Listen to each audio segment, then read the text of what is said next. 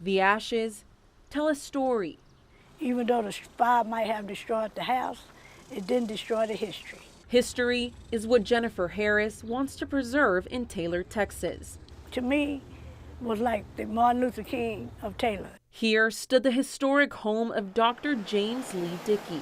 He was a physician, he was a humanitarian, and he fought for civil rights of the Taylor African American. Dr. Dickey had many accomplishments and was named the most outstanding citizen of Taylor in 1953. This was a major thing because this just wasn't so for then in the Jim Crow era for a Negro in the South. Dr. Dickey was Mrs. Harris' doctor when she was a child, and after learning his history, she became passionate to turn his home into a museum. And on its final phase, it went up in flames Sunday. So sad. Brant Rydell, the mayor of Taylor, was disheartened to see it destroyed. I just felt my heart sink because I knew how much blood, sweat, and tears had been put into realizing this vision. But he describes Ms. Harris as a force of nature who won't stop until a museum comes to life.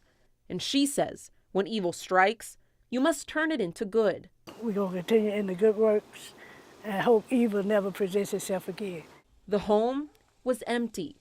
None of Dr. Dickey's artifacts were destroyed. There are bright days ahead in celebrating Dr. Dickey. What Mrs. Harris says is most important is not a structure, but the memory and legacy of Dr. Dickey. I want to focus on the living legacy of Dr. James Dickey. Put all this behind us and let's move forward in the good. In Taylor, I'm Maria Aguilera.